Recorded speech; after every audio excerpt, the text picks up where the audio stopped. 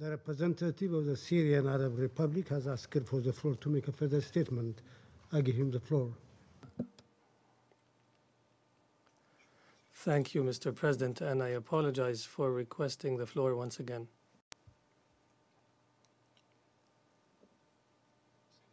Mr. President, WikiLeaks documents, the scandal of WikiLeaks, has revealed the intentions of the United States government to overthrow the regime in my country since 2006. WikiLeaks documents have been printed in the US, and the book is available on Amazon. Whoever wants to acquire the book, it's available. Secret telegraphs between the embassy and the American ambassador in Damascus. There was a plot to overthrow the regime in my country. That was the first point. Second, the memoirs of Hillary Clinton, where she confessed that the American administration was the one that created Daesh and al-Nusra and al-Qaeda, etc. Tens of books that were written inside the US and in Europe, all that have addressed the using terrorism as manipulation, particularly to undermine governments in our Arab and Middle Eastern region. Third, does anyone forget what has happened in Iraq? Can we forget the scandal of the occupation of Iraq and what it led to? And all the resulting catastrophes in our area and in Iraq? Who has called upon and permitted the coalition forces to enter my country, and what are they doing over on our territory in Syria? Is there any justification for this? How can my country's sovereignty be militarily violated in many areas in a blatant and extreme violation of international law? What are American forces doing in our land, and who called upon them to come? Fifth, why did the United States and the Pentagon establish the operations room in Amman? Was it not to train terrorists and send them across the border to my country? Number 6. Have we forgotten that the former U.S. administration has spent $500 million to train 39 terrorists only? $500 million to train 39 terrorists to liberate Syria from its regime. The end was that these 39 terrorists joined Daesh using with their American weapons.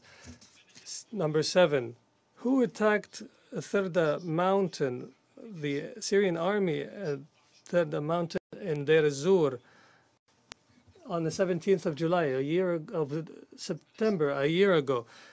Was it not American aviation, American Air Force that attacked Deir ez-Zur and the Syrian army there, which was protecting 300,000 Daesh members? What was the result? That the American attack there allowed Daesh to attack Deir ez-Zur for an entire year. And the situation has repeated recently. On the 21st of September, this month,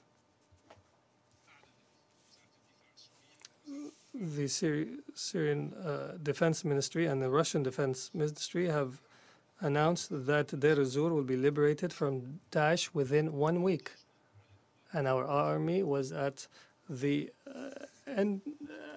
limit of the Deir ez-Zor, and we have eliminated 350 members, 850 members of Daesh in Deir ez-Zor.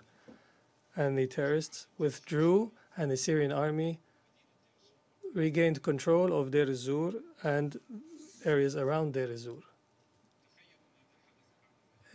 Imagine, ladies and gentlemen, what happened next. The international coalition led by the United States seized its operations in al-Raqqa, which is the stronghold of Daesh, and advanced the Free Syrian Army, as it's called, to Deir ez-Zor, which our army was liberating. The coalition seized operations in Raqqa and pushed the Syrian Democratic Forces, as they are called, in Deir ez-Zor, as though the Americans are racing the Syrian army to reach Deir ez-Zor instead of fighting Daesh in Raqqa.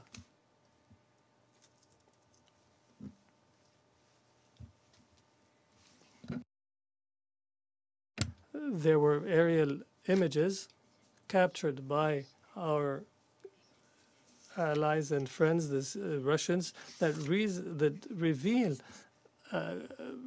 relations of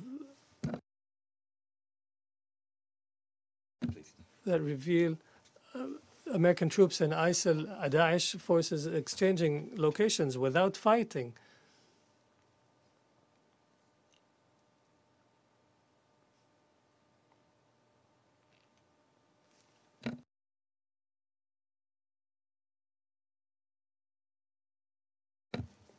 What I want to say after this intervention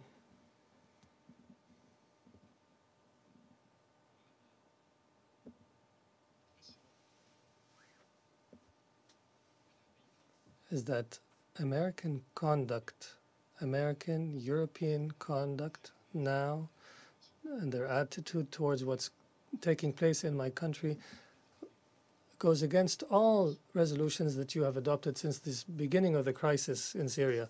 All relevant resolutions on Syria and counterterrorism have been violated.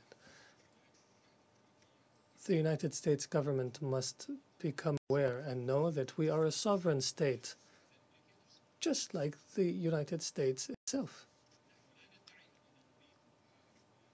We do not claim a desire to fight the United States, but we want the United States to change its erroneous policies towards my country. What benefit is it for us as a Syrian people that millions of us remain outside the country? My colleague said that the Syrians have fled the practices of the Syrian government, and I now say before you all that the Syrian government wants the host countries to return the refugees to our country. And for millions of Syrians to return with dignity, we must lift the unilateral sanctions so that these millions find opportunities and a dignified life,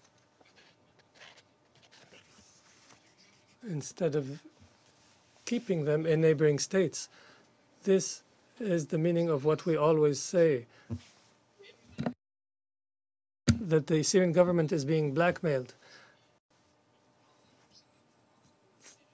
through this situation and supporting what is called as a moderate opposition that is genetically modified, as we were saying with Mr. de Mistura. It's blatant blackmail. Political solutions are not as such. Political solutions must be based on our assistance as a government, not to work against us as a government and to exploit the humanitarian situation to apply pressure. Sorry, I have requested the floor again, Mr. President, and thank you. Representative of the Syrian Arab Republic for his statement. There are